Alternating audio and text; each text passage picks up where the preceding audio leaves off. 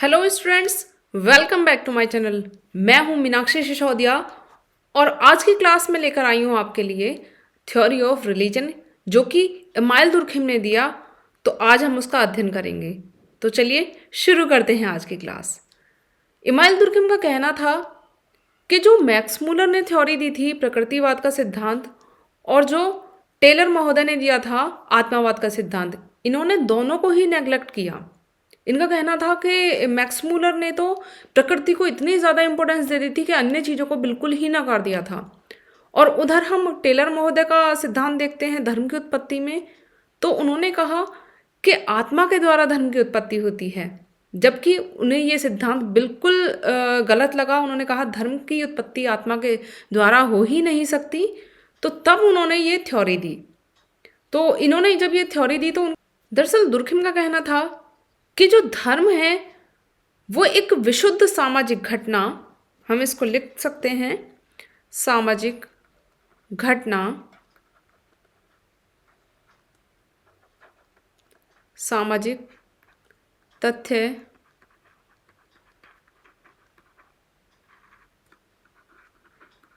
व सामाजिक संस्था है।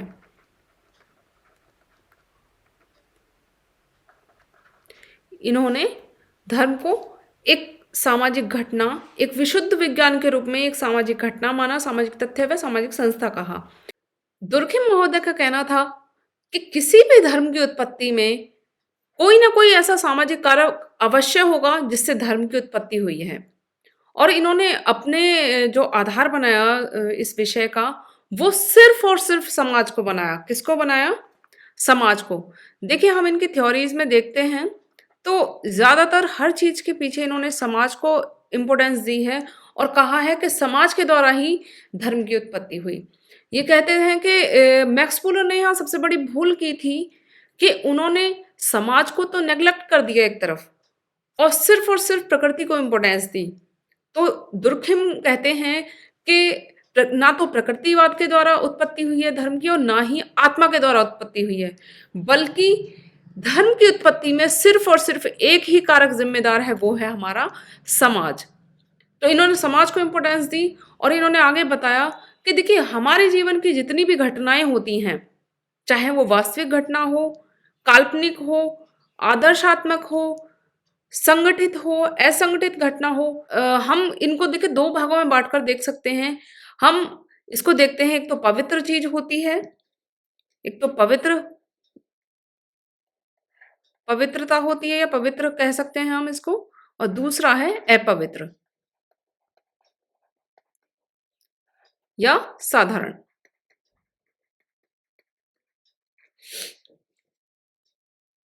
साधारण दुर्खिम का कहना था कि ये जो चीजें हैं पवित्र और अपवित्र, हर किसी के जीवन से संबंधित चीजें हैं।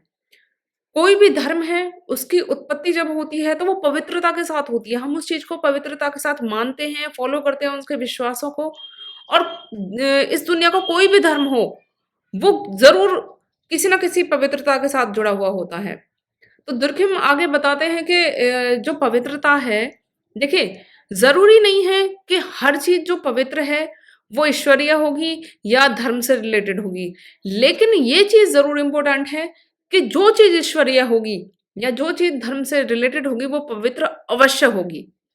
ये बहुत इंपॉर्टेंट बात है कि हर चीज पवित्र नहीं हो सकती, लेकिन ईश्वरीय चीजें जो सब कुछ हैं या धर्म से रिलेटेड जो भी चीजें हैं वो पवित्र अवश्य होती हैं। जैसे हम एग्जाम्पल के तौर पर दे सकते हैं, एग्जाम्पल के तौर पर हम देखेंगे रामचरितमानस है।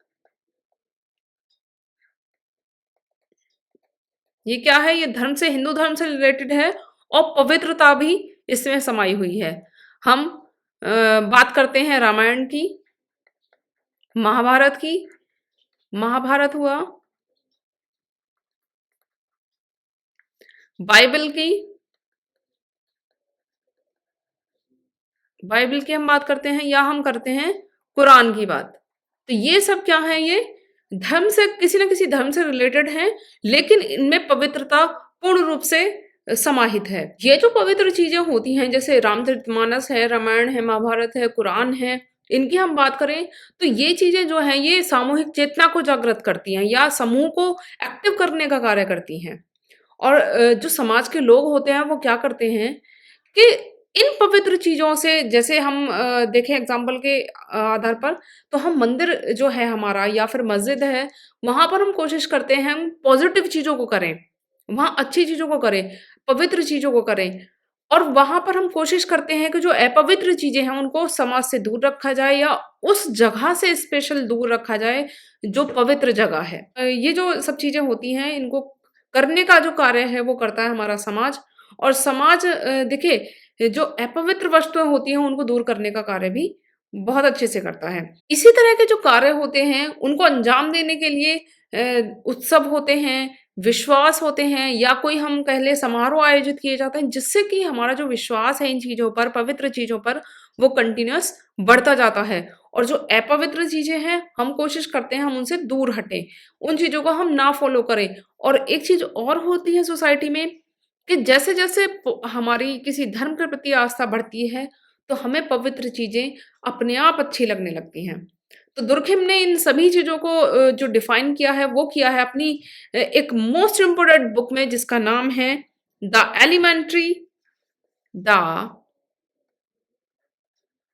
एलिमेंट्री फॉर्म्स ऑफ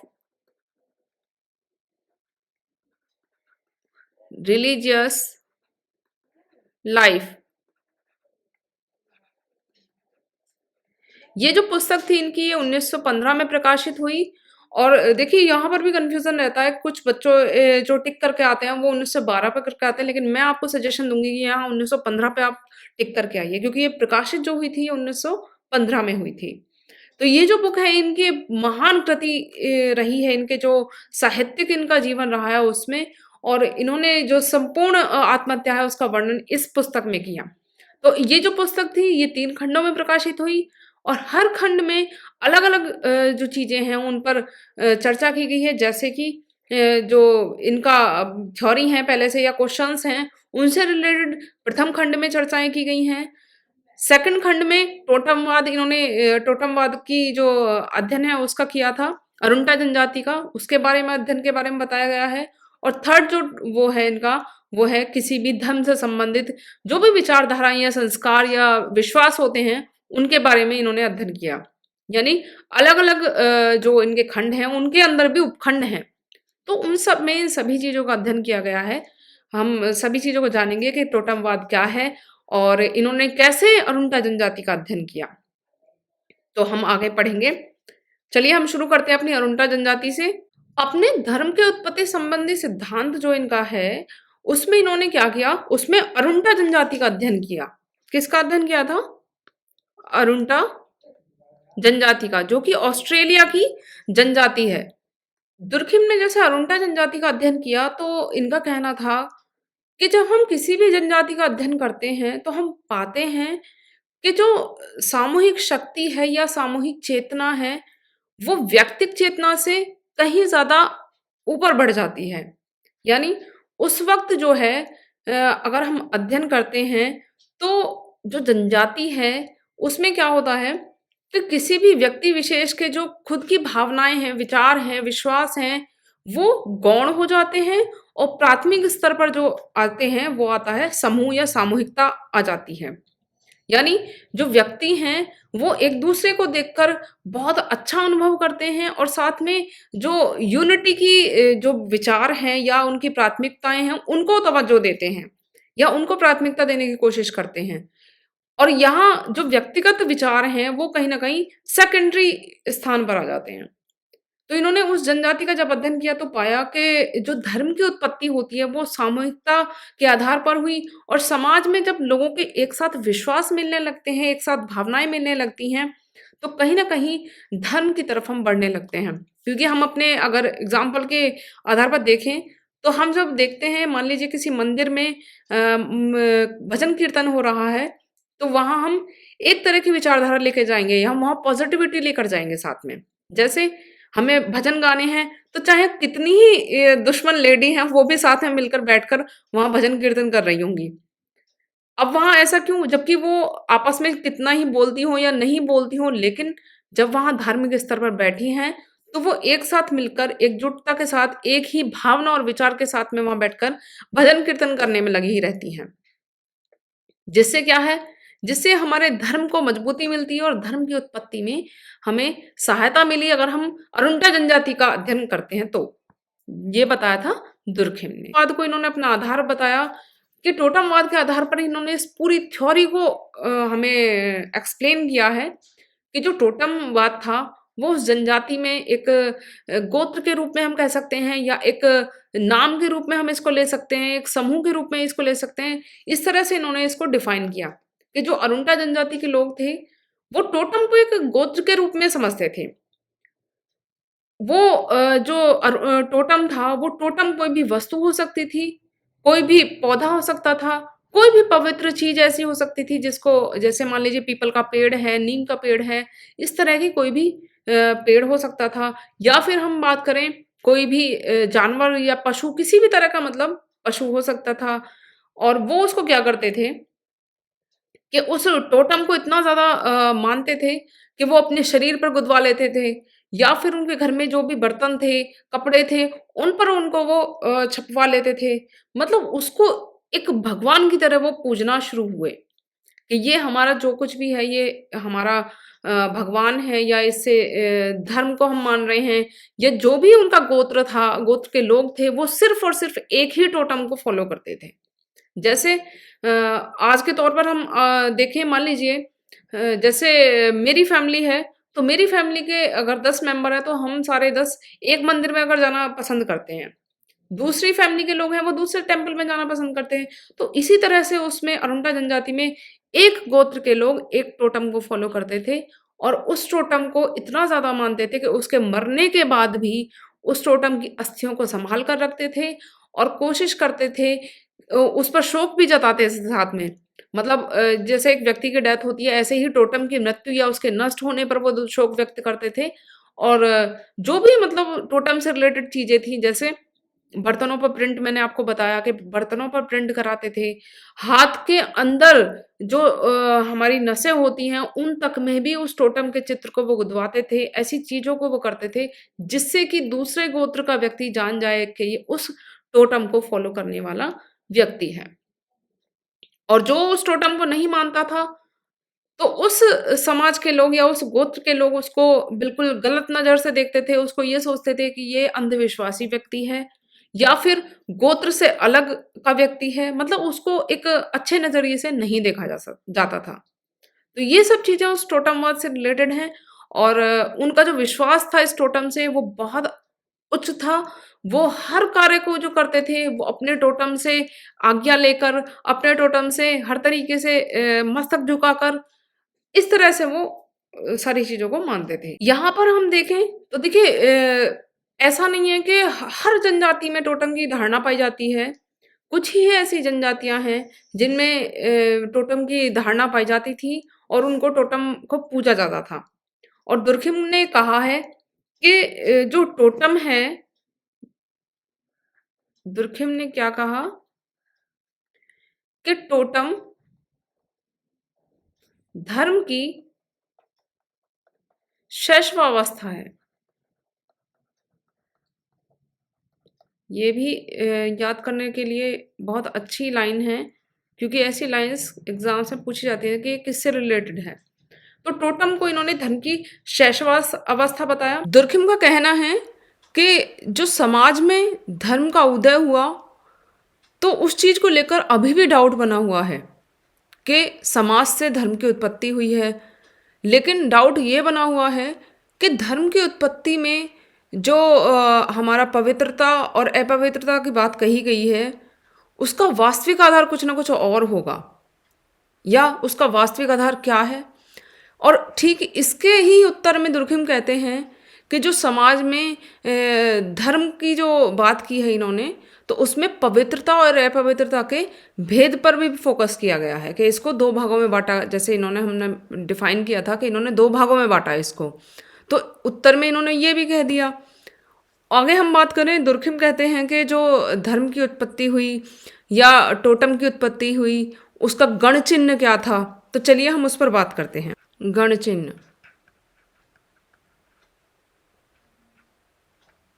या टोटम हम किसे कहेंगे? हम गण चिन्ह या टोटम उसे कहेंगे जिसमें ये क्या है, एक तरह का प्रतीक है, यानी सिंबल है एक तरह का, जिससे किसी भी गोत्र की पहचान होती है।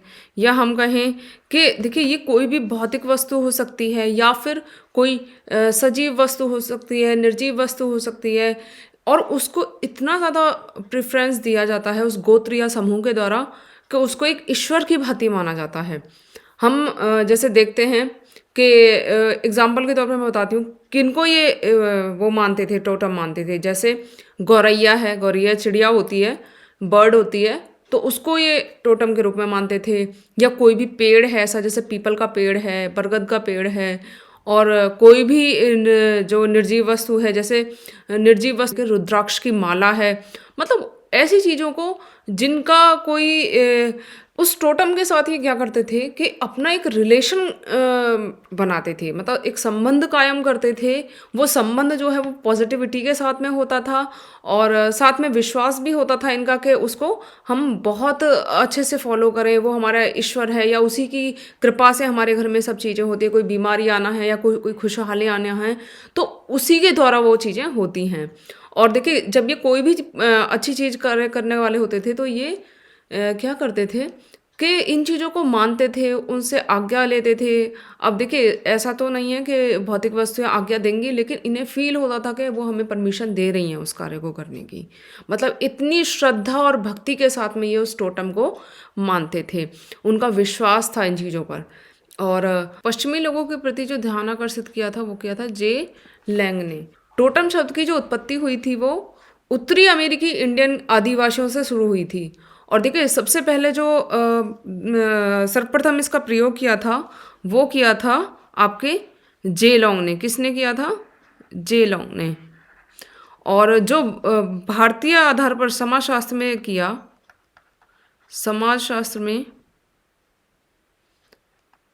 समाजशास्त्र में इसका सबसे पहले प्रयोग किया था, सर्वप्रथम प्रयोग किसने किया? वो किया था इमाइल दुर्खिम ने। इमाइल दुर्खिम ने। अब यहाँ बात आती है कि धर्म के सामाजिक प्रकार किस तरह से उनको इन्होंने डिफाइन किया, तो चलिए उसके बारे में बात करते हैं। देखिए जैसे मैंने पहले भी बताया कि जो धर्म है वो किसी भी व्यक्ति विशेष से संबंधित नहीं है, बल्कि एक सामूहिक या समाज से संबंधित चीज़ है ये। और इन्होंने बताया कि जो गोल्डन विजर थे उन्होंने इनके समाजशास्त्रीय सिद्धांत की आलोचना की और कहा कि ये जो समाजशास्त्रीय इनका सिद्धांत है वो सही नहीं है धर्म के संबंध में। तो देखिए कुछ चीज़ें लिखने के लिए बहुत ज़रूरी हैं, तो आप उन्हें लिखिए। चलिए शुरू करते हैं। मेलिनोवस्की कहते हैं,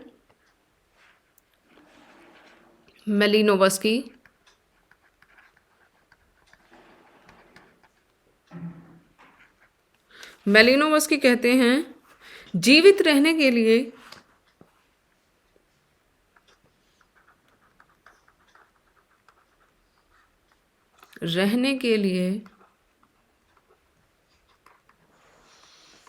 आवश्यक है,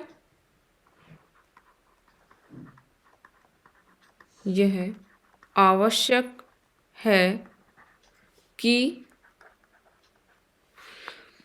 व्यक्तियों को दुर्लभ जाति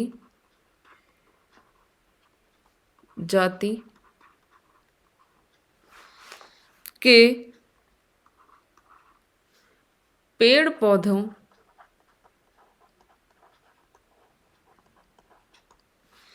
के बारे में ज्ञान हो। देखिए ये जो लाइन्स हैं ये एज इट इज़ आपको याद करनी होंगी, यानी एक तरीके से आप रट भी सकते हैं, क्योंकि देखिए कुछ कुछ चीज़ें ये एग्ज़ाम्स में पूछी जाती हैं। तो इनको एज इट इज़ लर्न करना है, जिससे एग्ज़ाम में छोटे से कोई क्वेश्चन बनता है कि भाई दुर्लभ जाति के पेड़ पौधे के बारे में ज्ञान के संबंध में किसने अपना विचार दिया, तो वो मेलिनोवस्की थे। तो इस तरह के जो क्वेश्चंस हैं वो आपको यहाँ से मिल सकते। दुर्खिम ने कहा कि टोटम की पूजा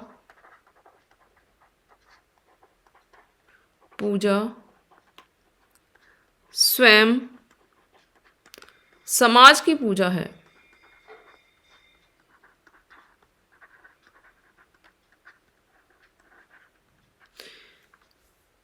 दुर्खिम ने ये बात कही थी कि टोटम की जो पूजा है वो स्वयं समाज की पूजा है, कि ये लोग क्या करते हैं कि अपने गोत्र की ही पूजा करते हैं, यानी खुद की ही पूजा करते हैं ये लोग टोटम के रूप में। नेक्स्ट, मेयर फोर्ट कहते हैं, मेयर फोर्ट्स, मेयर फोर्ट कहते हैं कि मानव प्राणी और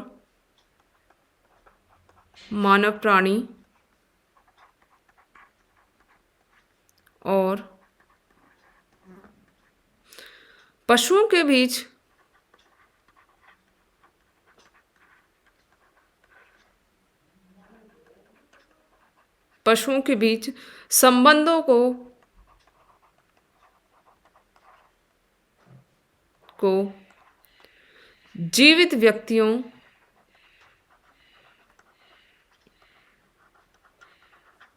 जीवित व्यक्तियों एवं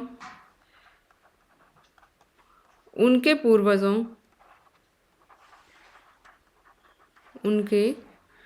पूर्वजों के साथ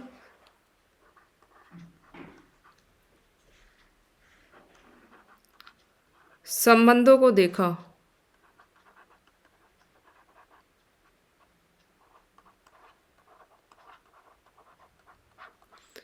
मेयर फोर्ट का ये कहना है कि मानव प्राणी और पशुओं के बीच संबंध को उन्होंने जीवित व्यक्तियों एवं उनके पूर्वजों के साथ संबंधों को देखा। मतलब इनका कहने का तात्पर्य ये था कि जो मनुष्य है और पशु थे उनके रिलेशन इन्होंने देखे कि ये उस टोटम को जब मान रहे हैं या पूज रहे हैं तो वो एक तरीके से अपने पूर्वजों के साथ उनके रिलेशन अच्छा हो रहा है, या जो जीवित व्यक्ति हैं उनके साथ इनका कांटेक्ट बहुत अच्छा हो रहा है जब ये टोटम को मानते हैं। तो ये किसने कहा? ये कहा मेयर फोर्ट ने। तो ऐसी जो चीज़ें हैं कि पूर्वजों के साथ संबंधों को जोड़कर किसने देखा, इस तरह का क्वेश्चन बनता है तो आप आंसर टिक कीजिएगा मेयर फोर्ट्स। प्रिचर्ड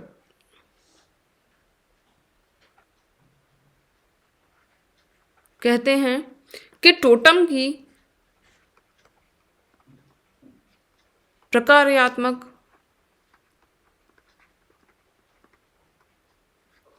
उपयोगिता को अस्वीकार किया। ये किसने अस्वीकार किया था? ये देखिए अभी बताती हूँ मैं आपको कि जैसे क्वेश्चन बनता है कि जो टोटम की प्रकार्यात्मक उपयोगिता थी उसको किसने अस्वीकार किया, इस तरह का क्वेश्चन बनता है तो आप टिक कीजिएगा इवांस प्रिचर्ड ने। देखिए ये चीज़ जो है ये इम्पोर्टेंट है आपके लिए। नेक्स्ट, ये कहते हैं कि जो संसार का सबसे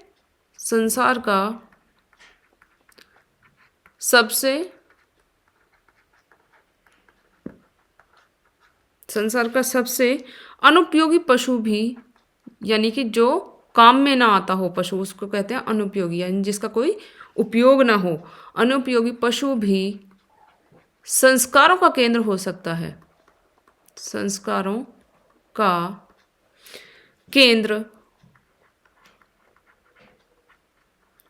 हो सकता है। अब ये केंद्र कैसे होगा? क्योंकि यदि उस गोत्र या समूह के लोग उसको टोटम के रूप में पूजने लगे, किसी भी ऐसे पशु को जिसकी कोई उपयोगिता ना हो, तो वो क्या होगा, वो एक तरीके से संस्कारों का केंद्र बन जाएगा। साथ में कहते हैं कि मानव और पशुओं के बीच, मानव व पशुओं के बीच मानव व पशुओं के बीच संबंध मात्र लक्षण के आधार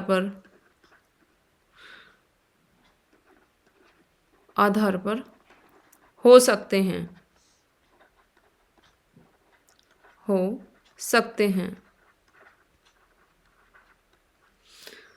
अब देखिए, ये अगर हम इस लाइन को देखें कि पशुओं और मानव के बीच जो संबंध है मात्र लक्षण के आधार पर हो सकते हैं। जैसे हम देखें तुलसी के पौधों को अगर हम देखें तो तुलसी के पौधे को हम बहुत ज़्यादा मानते हैं, जबकि पौधे तो और भी हैं, लेकिन हम उसकी पूजा बहुत अच्छे से करते हैं, उसको एक पवित्रता का एक केंद्र मानते हैं।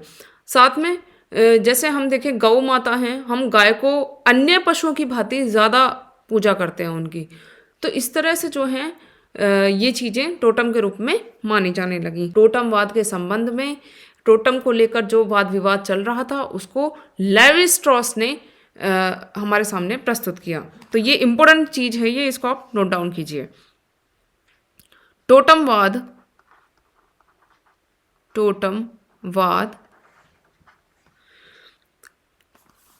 के वाद विवाद का समाधान प्रस्तुत किया। जल्दी से बताइए किसने किया? ये किया था लेवी स्ट्रॉस ने। और ये चीज़ें बताई कि टोटम को क्यों माना गया, टोटम के बारे में क्या अवधारणाएं हैं, अलग अलग ये जो विवाद चल रहे थे, तो इनको जो सॉल्यूशन दिया वो दिया था लेवी स्ट्रॉस ने। और एक इम्पोर्टेंट चीज़ और है, उसको नोट डाउन कीजिए आप। यहाँ लेवी स्ट्रॉस कहते हैं, लेवी स्ट्रॉस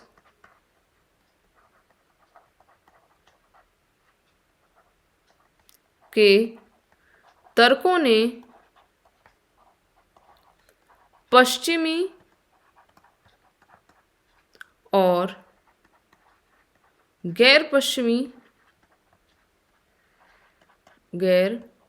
पश्चिमी समाजों में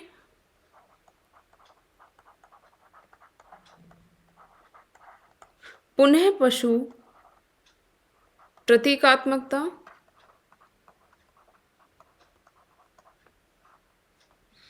संबंधी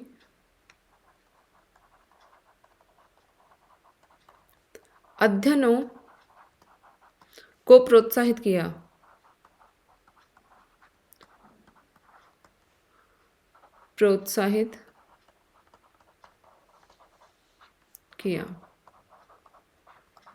देखिए, ये चीज़ें ऐसी हैं कि आपको एज इट इज़ लर्न करनी होंगी, क्योंकि चाहे देखिए आप रट्टा लगाइए कुछ भी कीजिए, लेकिन ज़रूरी है कि इनको लर्न किया जाए, क्योंकि यहीं से छोटे छोटे क्वेश्चंस बनते हैं। तो इन सब का जो निचोड़ है उसके बाद में दुर्खिम कहते हैं कि देखिए, जो समाज है और पशु पक्षी हैं या आपके पौधे हैं, उनके साथ में जो व्यक्ति का संबंध है वो कहीं ना कहीं एक अलौकिक संबंध को स्थापित करता है और पवित्रता के साथ संबंध को स्थापित करता है। तो इन सब का निचोड़ इन्होंने, इमानुएल दुर्खिम ने बताया। नेक्स्ट हम बात करेंगे, अब देखिए टोटम बात पर बहुत बातें हो गई हैं, लेकिन अब हम इसकी विशेषताओं पर चर्चा करते हैं। तो चलिए, नंबर 1 है कि टोटम के साथ गूढ़, अलौकिक या पवित्र संबंध।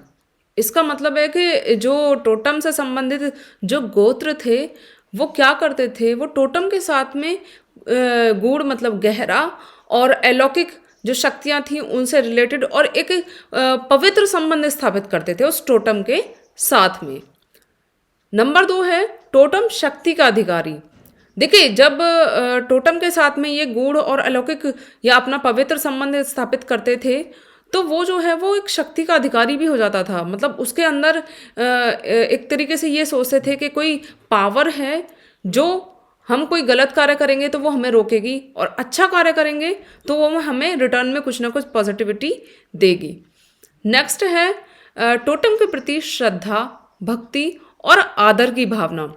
मतलब इनका कहना था कि जो टोटम के प्रति इनकी बहुत अच्छे से हम देखें तो ये उसको एक श्रद्धा के रूप में मानते थे कि हमारी इसके प्रति बहुत अच्छे से श्रद्धा है, भक्ति करते थे उसकी, और उसके प्रति आदर की भावना भी रखते थे, क्योंकि आदर की भावना तो रखेंगे क्योंकि इन्होंने उसको एक ईश्वरीय स्वरूप माना, चाहे वो कोई भी पशु है, कोई भी पक्षी है, चाहे कोई ऐसी भौतिक वस्तु है, तो उसके प्रति वो श्रद्धा और भक्ति अपना रखते थे। फोर्थ है, टोटम को मारना, खाना और चोट पहुंचाना निषिद्ध। यानी जो टोटम इन्होंने अपना गोत्र के लोगों के द्वारा माना जाता था, उसको ये मारना बिल्कुल निषिद्ध मानते थे। निषिद्ध मतलब मना करते थे कि टोटम को यदि कोई मारता है, जैसे कोई पशु है, देखिए उन्होंने मान लीजिए कोई गोट है, उसको अपना टोटम मान लिया, तो उसको कोई यदि व्यक्ति मार देगा तो ये अलाउ नहीं था, उसको गोत्र से बाहर कर दिया जाता था, उसको पनिशमेंट दिया जाता था, और यदि उसको चोट लग जाती थी किसी के थ्रू तो उसको भी बहुत ज़्यादा पनिश किया जाता था। तो उसको मारना, खाना और चोट पहुंचाना अलाउ नहीं था। नंबर 5 है, टोटम से संबंधित सभी वस्तुओं को पवित्र समझा जाता था।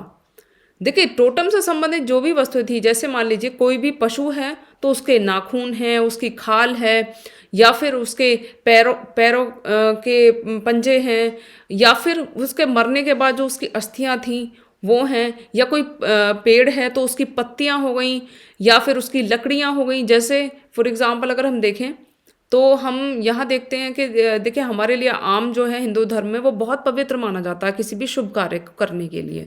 तो हम हवन में जो है वो आम की लकड़ियाँ यूज़ करते हैं, मतलब उसको एक तरीके से एक थ्रो करना या उसको गलत यूज़ करना, उसको समाज जो है गलत मानता है। तो इसी तरह से वो लोग भी किसी भी पेड़ या जो पशु था उसकी जो संबंधित उससे वस्तुएं थी उनको नुकसान पहुंचाना या उनको किसी भी तरीके से गलत तरीके से देखना, उसको अपवित्र मानते थे। और उससे रिलेटेड जितनी भी चीज़ें पवित्र होती थी, उससे रिलेटेड जितनी भी चीज़ें होती थी वो सब पवित्र मानते थे। नेक्स्ट है, टोटम की खाल को विशेष अवसरों पर धारण किया जाता था। जैसे देखिए इन गोत्र के लोगों में टोटम जैसे किसी भी पशु को मान लिया गया तो उसकी खाल को ये किसी भी विशेष अवसर पर, कोई भी तीज त्योहार होता था तो उसको पहनते थे ये लोग बहुत खुश होकर, और फिर नृत्य करते थे, खुश होते थे कि ये हमारी एक पवित्र चीज़ है जिसको हमने धारण कर दिया है। नेक्स्ट है, टोटम की शरीर पर गुदाई। ये लोग क्या करते थे कि देखिए कोई भी टोटम से रिलेटेड चित्र है, मान लीजिए कोई भी पक्षी है, जैसे गौरैया थी, उसके चित्र को ये क्या करते थे अपनी खाल पर गुदवा लेते थे, या फिर अपने घर के बर्तन हैं उन पर गुदवा लेते थे। अपने अंदर की खाल पर वो दिखाई भी नहीं देती थी और उसमें अंदर उसको गुदवा लेना, मतलब इस तरह की चीज़ें, जैसे घर में चित्र लगा लेना। तो ये उस टोटम से संबंधित जो भी चीज़ें थीं उनको अपने शरीर पर गुदवा लेते थे या अपने घर में लगा लेते थे। नेक्स्ट है, टोटम को न मानने वालों की सामाजिक निंदा। इन लोगों में जो टोटम को नहीं मानते थे, किसी भी गोत्र समूह में देखिए कोई तो ऐसा व्यक्ति होगा जो इसको नहीं फॉलो करता होगा, लेकिन अगर उसको कोई फॉलो नहीं करता था तो उसका संपूर्ण जो समाज था उस गोत्र से संबंधित, उस टोटम से संबंधित, वो उसकी भरपूर निंदा करता था कि आप टोटम को नहीं मान रहे और टोटम जो है ये कहीं ना कहीं आपको हानि भी पहुंचाएगा, इस तरह की उनकी धारणा थी। नेक्स्ट बात करते हैं हम नंबर 9। नंबर 9 कह रहा है कि टोटम के प्रति भय और आदर की भावना। ये देखिए दोबारा लिख गया है, लेकिन इनमें टोटम के प्रति डर भी था कि यदि हम टोटम के खिलाफ कुछ भी ऐसा करते हैं या टोटम को मारने की कोशिश करते हैं या टोटम को नष्ट करने की कोशिश करते हैं तो हमारा कुछ ना कुछ गलत हो जाएगा और साथ में समाज भी हमारी निंदा करेगा। यानी इनमें आदर की उसके प्रति भावना पाई जाती थी। नंबर 10 है, टोटम सामुदायिक प्रतिनिधित्व का प्रतीक। देखिए ये जो है एक यूनिटी को शो करता था, समाज की यूनिटी को शो करने वाली चीज़ थी टोटम, क्योंकि एक गोत्र या एक समूह को ये डिफाइन करने का कार्य करता है कि एक रिप्रेजेंट करता है एक टोटम जो है वो सोसाइटी को, कि ये सोसाइटी का टोटम है। इसके सभी के निचोड़ में तुर्खिम कहते हैं कि जो टोटमवाद है वो सभी धर्मों का प्राथमिक स्वरूप है। और कहा कि इस तरह जो है धर्म का मूल स्रोत जो है वो स्वयं समाज है, और जो ईश्वर है वो ईश्वर समाज की प्रतीकात्मक अभिव्यक्ति है। मतलब हम उसको प्रतीक के रूप में मानते हैं। जैसे हम देखें तो देखिए, हम तुलसी माता को पूजते हैं तो भी वो एक प्रतीक के रूप में ईश्वर का, हम उसमें ये सोचते हैं ईश्वर की अभिव्यक्ति हमें उसमें होती है, गौ माता में होती है या तुलसी माता में होती है। तो ये सब चीज़ें जो हैं हम उनको एक प्रतीक के रूप में ये सोचते हैं कि ये भगवान है हमारे साथ में साक्षात। या सूर्य देव हैं, सूर्य देव को हम पूजन करते हैं तो वो भी इसीलिए करते हैं, चंद्रदेव का पूजन करते हैं वो भी उनको प्रतीक के रूप में मानकर करते हैं कि ये ईश्वर की प्रतिमूर्ति हैं। तो दुर्खिम की आज यही टोटम की अवधारणाएं खत्म होती हैं। तो चलिए मिलते हैं नेक्स्ट क्लास में। और आपको यदि मेरी क्लास अच्छी लगती है तो ज़्यादा से ज़्यादा शेयर कीजिए, लाइक कीजिए। और देखिए, मैं कोशिश करती हूँ कि आपके लिए जल्दी से जल्दी वीडियो लेकर आऊँ, लेकिन वीडियो लाने के लिए बहुत सारा कंटेंट इकट्ठा करना होता है, तो उस सब को करने में थोड़ा सा समय लगता है। लेकिन हम बने रहेंगे आपके साथ। आपसे कहना चाहूँगी कि अगर ये चीज़ें आपको समझ नहीं आ रही हैं तो आप मेरी लास्ट वीडियो को देखिए, तब ये चीज़ कंप्लीटली आपको समझ आएगी। तो अच्छे से मेरी पुरानी वीडियोस को भी कंटिन्यू देखिए और आने वाली वीडियोस पर भी फोकस कीजिए, जिससे कि आपको एग्ज़ाम क्लियर करने में आसानी हो। तो चलिए मिलते हैं अपनी नेक्स्ट क्लास में। आज के लिए इतना ही। Bye bye.